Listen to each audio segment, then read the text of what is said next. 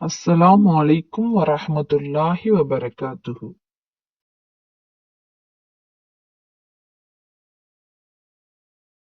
அளவற்ற அருளாளனும் நிகரற்ற அன்புடையோனுமாகிய அல்லாஹ்வின் பெயரால் ஓதுகிறேன்.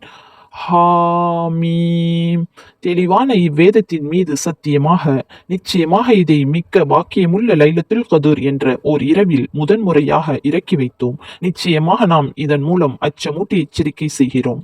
உறுதியான எல்லா காரியங்களும் அதில்தான் நம் கட்டளையின்படி தீர்மானிக்கப்பட்டு பிரித்துக் கொடுக்கப்படுகின்றன.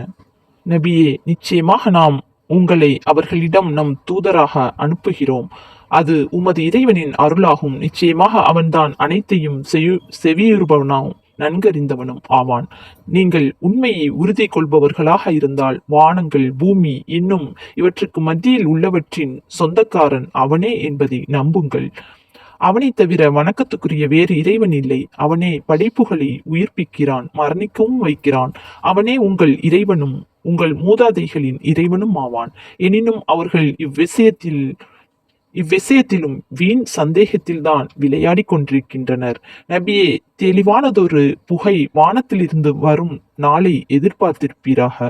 மனிதர்கள் அனைவரையும் அது சூழ்ந்து கொள்ளும். அது ஒரு துன்புறுத்தும் வேதனையாகும். அந்நாளில் மனிதர்கள் இறைவனை நோக்கி, எங்கள் இறைவனே, எங்களை விட்டும் இவ்வேதனையை நீக்கிவிடு. நிச்சயமாக நாங்கள் உன்னை நம்பிக்கை கொள்கிறோம் என்று கூறுவார்கள். அந்நேரத்தில் அவர்களின் நல்லுணர்ச்சி எவ்வாறு அவர்களுக்கு பயனளிக்கும்? நிச்சயமாக நமது தெளிவான தூதர் இதற்கு முன்னர் அவர்களிடம் வந்தே இருக்கிறார். எனினும் அவர்கள் அவரை புறக்கணித்து அவரை பற்றி இவர் எவராலோ கற்பிக்கப்பட்ட ஒரு பைத்தியக்காரர் தான் என்று கூறினர். மெய்யாகவே நீங்கள் நல்லுணர்ச்சி பெறுவீர்கள் என்று அவ்வேதனையை மேலும் சிறிது காலத்திற்கு நீக்கி வைத்தோம். எனினும் நிச்சயமாக நீங்கள் பாவம் செய்யவே மீளுகிறீர்கள். மிக்க பலமாக அவர்களை நாம் பிடிக்கும் அந்நாளில் நிச்சயமாக அவர்களிடம் பழிவாங்கியே தீருவோம். இவர்களுக்கு முன்னரும் ஃபிரவுனுடைய மக்களை நிச்சயமாக நாம் சோதித்தோம். அவர்களிடம் கண்ணியமான நம் தூதர் ஒருவர் வந்தார். அல்லாஹ்வின் அடியார்களாகிய இஸ்ராயேலின் சந்ததிகளை என்னிடம் ஒப்படைத்து விடுங்கள். நிச்சயமாக நான் இறைவனிடமிருந்து உங்களிடம் வந்துள்ள நம்பிக்கையான தூதராவேன். அல்லாஹ்வுக்கு முன் ஆணவம் கொள்ளாதீர்கள். அவனுக்கு நீங்கள் மாறு செய்யாதீர்கள். நிச்சயமாக நான் உங்களிடம் தெளிவான ஒரு அத்தாட்சியை கொண்டு வந்திருக்கிறேன் என்று அவர் கூறினார். அதற்கு அவர்கள், நாங்கள் உங்களை கல்லெறிந்து கொன்று விடுவோம் என்று கூறினார்கள். அதற்கு மூசா, என்னை நீங்கள் கல்லெறிந்து கொள்வதை விட்டும் எனது இறைவனும் உங்கள் இறைவனும் ஆகிய அல்லாஹ்விடம் நான் பாதுகாப்பு தேடுகிறேன் என்றார். நீங்கள் என்னை நம்பாவிடில் என்னை விட்டு விலகிக் கொள்ளுங்கள் என்று கூறி தன் இறைவனை அழைத்து, நிச்சயமாக இவர்கள் பாவம் செய்யும் மக்களாகவே இருக்கிறார்கள் என்று கூறினார். அதற்கு இறைவன், நீர் இஸ்ரவேலர்களாகிய என் அடியார்களை அழைத்து கொண்டு இரவோடு இரவாக சென்று விடுங்கள். எனினும் நிச்சயமாக அவர்கள் உங்களை பின்தொடர்ந்து வருவார்கள். நீங்கள் செல்வதற்காக பிளந்த கடலை வறண்டு போன அதே நிலையில் விட்டுவிட்டு நீங்கள் கடலை கடந்து விடுங்கள். நிச்சயமாக அவர்களுடைய படைகள் அனைத்தும் கடலில் மூழ்கடிக்கப்பட்டுவிடும் என்று கூறி அவ்வாறே மூழ்கடித்தான். அவர்கள் எத்தனையோ சோலைகளையும் நீரருவிகளையும் விட்டு சென்றனர். இன்னும் எவ்வளவோ விவசாயங்களையும் மேலான வீடுகளையும் விட்டு சென்றனர். அவர்கள் இன்பம் அனுபவித்துக் கொண்டிருந்த எத்தனையோ சுகம் தரும் பொருள்களையும் விட்டு சென்றனர். இவ்வாறே நடைபெற்றது. அவற்றையெல்லாம் அவர்கள் அல்லாத வேறு மக்களுக்கு சொந்தமாக்கி வைத்தோம். அழிந்து போன அவர்களை பற்றி வானமோ பூமியோ ஒன்றுமே துக்கித்து அளவில்லை. தப்பித்துக் கொள்ளவும் அவர்களுக்கு அவகாசம் கொடுக்கப்படவில்லை. இவ்வாறே இழிவு தரும் வேதனையில் இருந்து இஸ்ராயேலின் சந்ததிகளை பாதுகாத்துக் கொண்டோம். ஃபிரவுனிடமிருந்து அவர்களை பாதுகாத்தோம். நிச்சயமாக அவன் வரம்பு மீறிகளில் ஓர் ஆணவம் கொண்டவனாக இருந்தான்.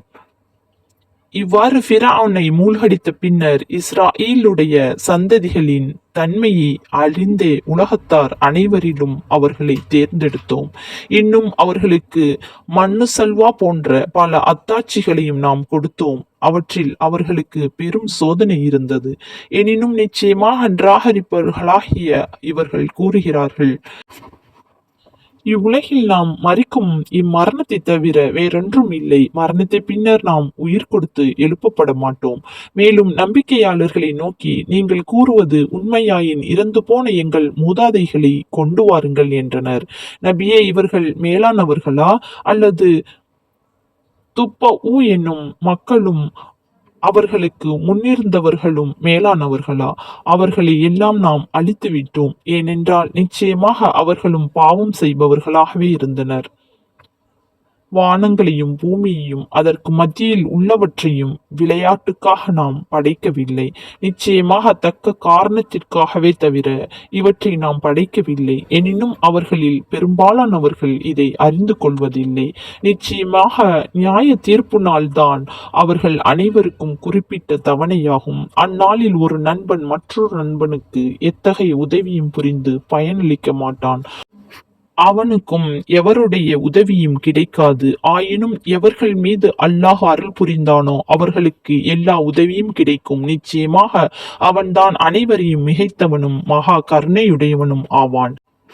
நிச்சயமாக நரகத்தில் இருக்கும் கள்ளி மரம்தான் பாவியின் உணவு. அது உருகிய செம்பை போல் அவனுடைய வயிற்றில் கொதிக்கும்.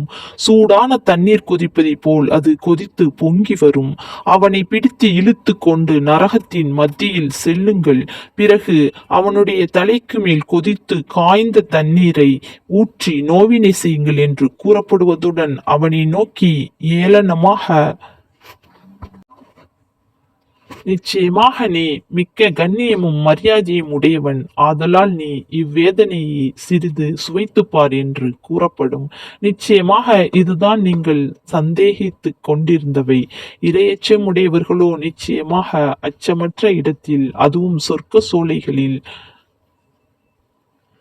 ஊற்றுகளில் சமீபமாக, மெல்லியதும் மொத்தமானதும் ஆக அவர்கள் விரும்பிய பட்டாடைகளை அணிந்து ஒருவரையொருவர் முகம் நோக்கி உட்கார்ந்து மகிழ்ச்சியுடன் பேசிக் கொண்டிருப்பார்கள். இவ்வாறே சந்தேகமின்றி நடைபெறும். மேலும் ஹூர் ஈன் என்னும் கண்ணழகியலாகிய கன்னிகளையும் நாம் அவர்களுக்கு திருமணம் செய்து வைப்போம். அச்சமற்றவர்களாக அவர்கள் விரும்பிய கனிவர்க்கங்கள் அனைத்தையும் அங்கு கேட்டு வாங்கி புசித்துக் கொண்டும் இருப்பார்கள். முந்திய மரணத்தை தவிர அதில் அவர்கள் வேறு ஒரு மரணத்தையும் அனுபவிக்க மாட்டார்கள். அதாவது மரணிக்காது என்றென்றும் வாழ்வார்கள். இன்னும் அவர்களை நரக வேதனையிலிருந்து இறைவன் காப்பாற்றினான். நபியே, இது உமது இறைவனின் அருளாகும். இதுதான் மகத்தான பெரும் வெற்றியுமாகும். நபியே, அவர்கள் நல்லுணர்ச்சி பெறும் பொருட்டே இவ்வேதத்தை நாம் உமது மொழியில் இறக்கி அதை எளிதாக்கி வைத்தோம். இதை கொண்டு அவர்கள் நல்லுணர்ச்சி பெறவில்லையெனில் அவர்களுக்கு வரக்கூடிய தீங்கை நீர் எதிர்பார்த்திருப்பீராக. நிச்சயமாக அவர்களும் எதிர்பார்த்தே இருப்பார்கள்.